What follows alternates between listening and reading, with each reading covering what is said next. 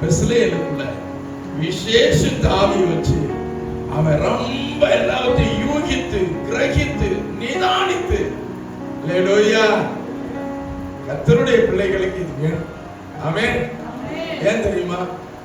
அவருடைய திட்டம் நிறைவேறும், அவருடைய நோக்கம் நிறைவேறும்.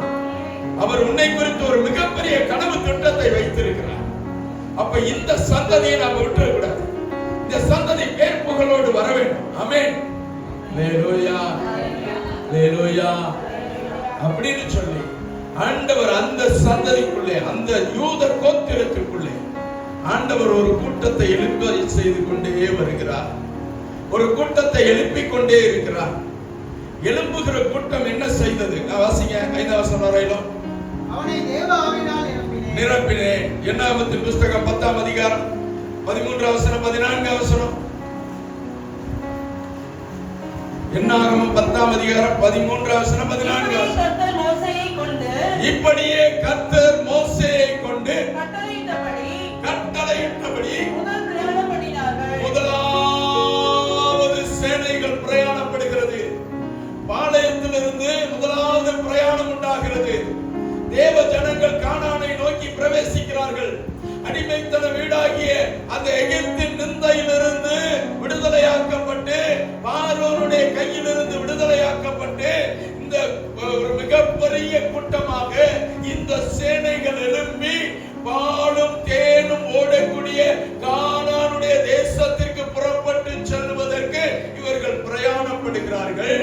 இந்த பிரயாணத்தை நடத்தி கொண்டு போவதற்கு, இந்த வாழ்க்கை பிரயாணத்திலே இந்த ஒரு பெரும் கூட்ட ஜனத்தை நடத்தி செல்வதற்கு எல்லாருக்கும் ஒரு கிருபை கொடுத்திருந்தாலும் ஒரு விசேஷித்த அதிகாரத்தையும் விசேஷித்த கிருபையும் இந்த யூத கோத்திரத்திற்கே கர்த்தர் கொடுத்திருந்தார். கரங்களை தட்டி ஆண்டவர். ஹalleluya.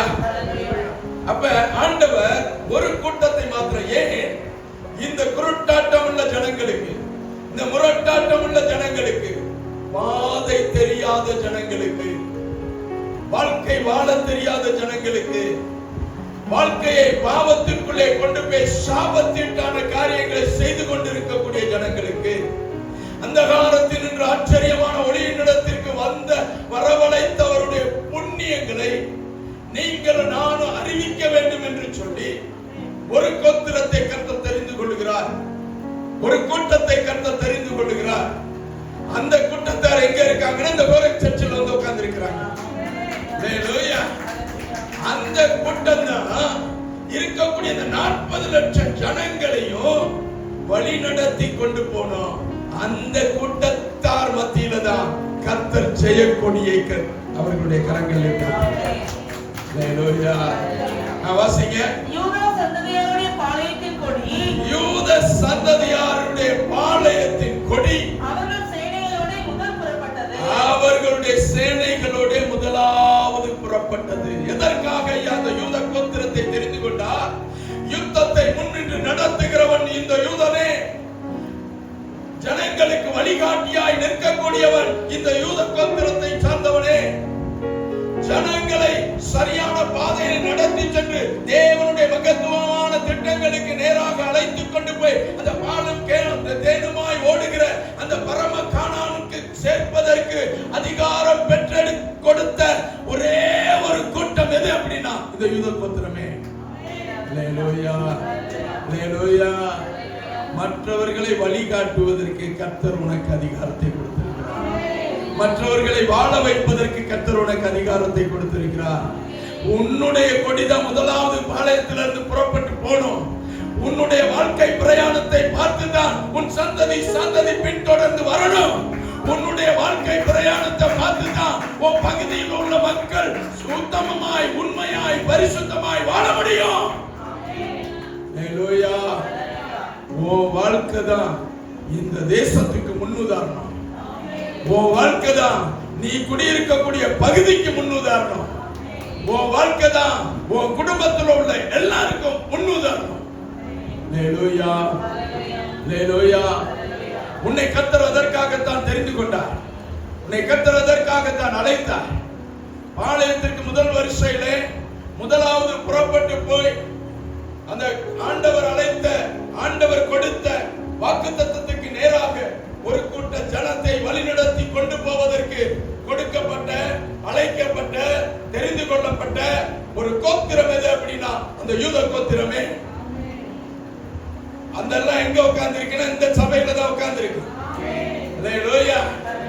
இந்த கருமையான கர்த்தருடைய பிள்ளையே, வழிகாட்டுவதற்கு அழைக்கப்பட்ட கோத்திரம், கிறிஸ்துவை வெளிப்படுத்துவதற்கு தெரிந்து கொள்ளப்பட்ட கோத்திரம் என்ன செய்தது?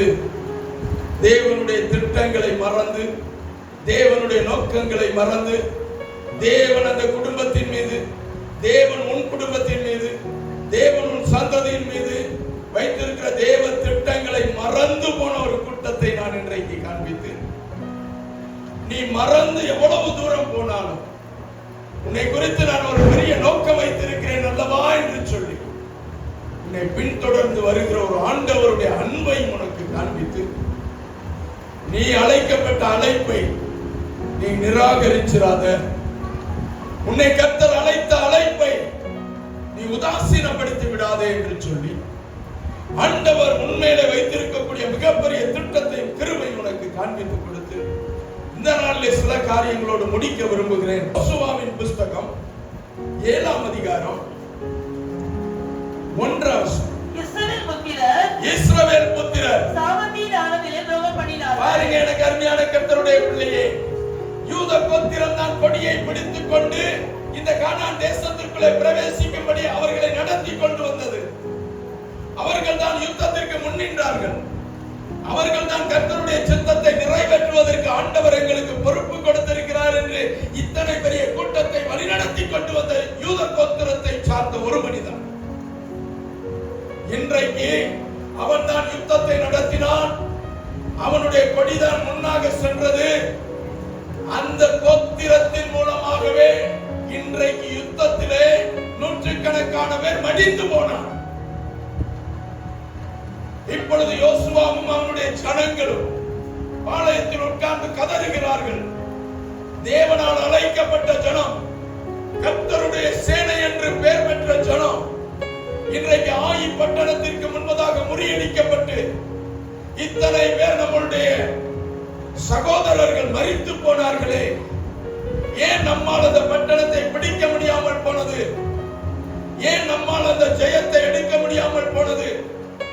ஆயி பட்டணத்திலே ஏன் இப்பொழுது நாம் தோல்வி அடைந்தோம் என்று சொல்லி மிகப்பெரிய அங்கலாய்ப்போடு தோல்வியை தழுவினவர்களாக இஸ்ரவேல் கூட்டத்தார் மத்தியிலே ஒரு சிறு கூட்ட ஜனங்கள் மடிந்து போனதின் மத்தியிலே, இழப்புகள் மத்தியிலே நமக்கு இழப்பை உண்டாக்கின கோத்திரம் எது? நமக்கு இழப்பை உண்டாக்கின குடும்பம் எது? சபை வளர விடாதபடி இருக்கக்கூடிய குடும்பம் எது? ஊழியம் வளர விடாதபடி இருக்கக்கூடிய கூட்டம் எது? சபைக்குள்ள அற்புத அடையாளங்கள் நடக்க கூடாதபடி தடையா இருக்கக்கூடிய ஒரு தனிநபர் யார்? யோசுவா விசாரிக்கிறார். என்ன ஆண்டவரே, நாங்கள் புறமுதுகு காட்டி ஓடக்கூடிய அளவிலே நாங்கள் இன்றைக்கு யுத்தத்திலே பின்தங்கி விட்டோமே, எப்படி ஆண்டவரே இது? எப்படி ஆண்டவரே இது? கதறுகிறான். கதறும் பொழுது அங்கே ஆண்டவருடைய சமூகத்திலே ஜெபித்த பொழுது யோசுவா ஒரு காரியத்தை சொல்லுகிறார். இங்கே ஒரு மனிதனை காண்பித்துக் கொடுக்கிறார். அழைக்கப்பட்ட தேவ ஜனமே, தேவ திட்டத்தை நிறைவேற்ற வந்த தேவனுடைய ஜனமே, கர்த்தருடைய இருதயத்திற்கு ஏற்ற தேவ ஜனமே, நீ செய்ய வேண்டிய காரியம் பெரிய காரியங்கள். நீ போக வேண்டிய தூரம் நெடுந்தூர பயணம். கர்த்தருக்காக ஓட வேண்டிய ஓட்டம் இன்னும் அநேகம் உண்டு. அப்படிப்பட்ட தெரிந்து கொள்ளப்பட்ட ஜனம் இன்றைக்கு ஒரு இடத்திலே முடங்கி விட்டது. என்ன செய்தது? தன்னுடைய ஆசை இச்சைகளாலே அவர்கள் அழிந்தது மாத்திரமல்ல, ஒரு முழு சேனையும் பாதிக்கப்பட்டதை நாம் இந்த இடத்திலே பார்க்கிறோம். வாசிங்க 1ஆம் வசனம்.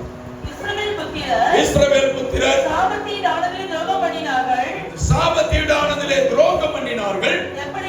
எப்படியெனில் யூதா கோத்திரத்தில் சேராவுடைய குமாரனாகிய சப்தியின் மகன், யூதா கோத்திரத்திலே சேராவுடைய குமாரனாகிய சப்தியின் மகன் கர்மீக்கு பிறந்த ஆகான் என்பவன் சாபத்தீடானதிலே சிலரை எடுத்துக்கொண்டார்.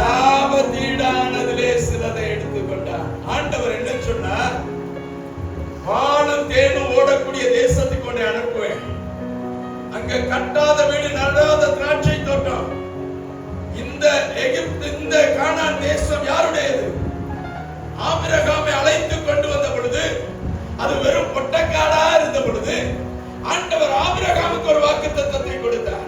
நீ கிழக்குக்கு மேற்குக்கு எவ்வளவு தூரம் அவ்வளவு தூரம் நட, நீ கிழக்கை மேற்கை வடக்கை தெற்கையும் பரம்புவா என்று சொல்லி யாக்கோபுக்கு ஒரு வாக்குத்தத்தத்தை கொடுத்தார்.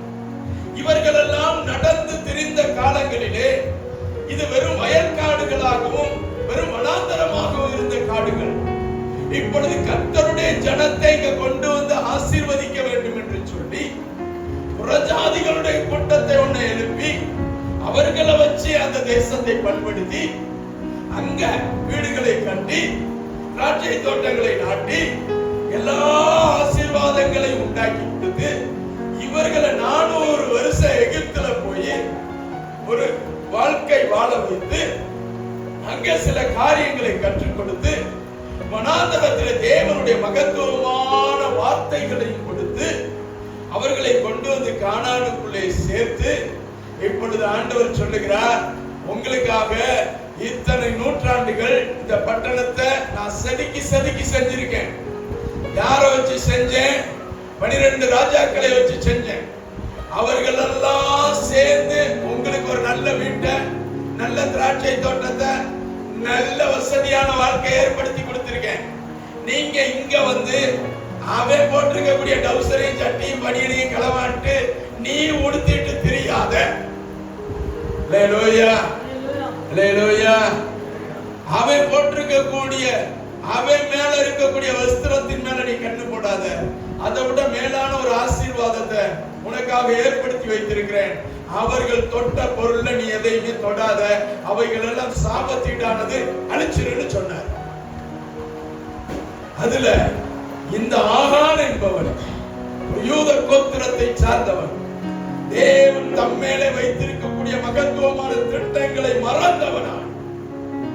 ஒரு சாதாரண ஒரு வெள்ளிக்காகவும் ஒரு சால்வைக்காகவும் ஒரு சில தளவாட பொருட்களுக்காகவும் மயங்கி தன்னுடைய பொருளாதார ஆசை இச்சைகளாலே தேவனுடைய திட்டத்தை மறந்தவனாக இங்கே இருக்கிறான். 5ஆம் வசனம் வாசிங்க. ஆயின் மனுஷர் அவர்கள் ஏற்கனவே 36 பேரை வெட்டி போட்டார்கள். பட்டண வாசல் வெளித்துவங்கி சவாரி மட்டும் அவர்களை துரத்தி மலை இறக்கத்திலே அவர்களை வெட்டினார்கள். ஜனங்களின் இதயம் கரைந்து தண்ணீராய் போயிற்று. யாரால?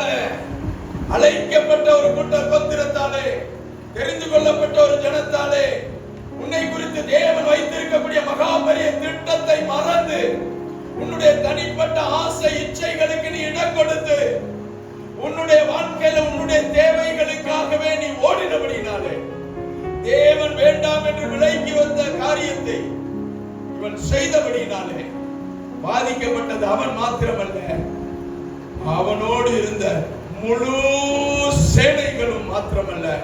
இன்றைக்கு ஒரு குடும்பத்தினாலே முழு சபையும் பாதிக்கப்படுகிறது. ஒரு தனி நபராலே முழு சபையும் பாதிக்கப்படுகிறது.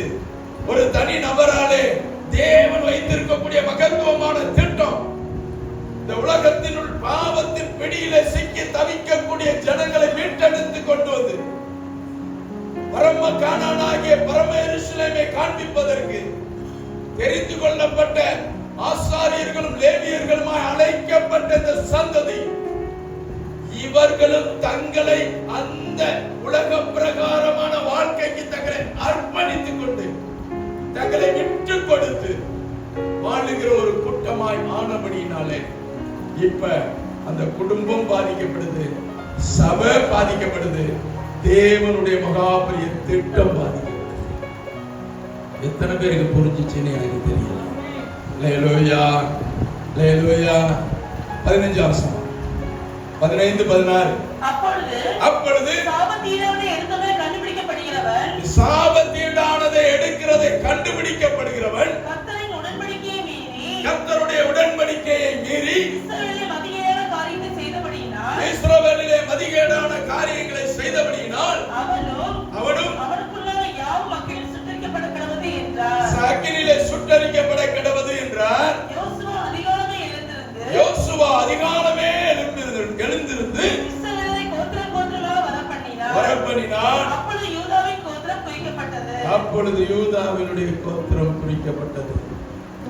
முன்குறிக்கப்பட்ட தேவ ஜனமே, அழைக்கப்பட்ட தேவ ஜனமே, நீ அல்லவா முதல் பாளையத்திலிருந்து சேனைகளை கூட்டிக் கொண்டு வந்து உன்னுடைய கொடிகள் மாத்திரமே பாளையத்தில் முன்னடக்க வேண்டும். உன்னை பின்பற்றி தான் நாங்கள் எல்லாரும் நடப்போம் என்று உடன்படிக்கை ஏற்றுக்கொண்ட தேவ ஜனமே, இன்னைக்கு உன்னுடைய பேராலே என் இத்தனை இழப்புகள், ஏன் இந்த ஆவிக்குரிய ஜீவியத்திலே இந்த டிராபேக் எதனால இந்த யூத கோத்திரம் அல்லவா முன்னின்று நடத்தியிருக்கணும். சீட்டு விழுந்த பொழுது யூத கோத்திரத்துக்கு விழுந்தது.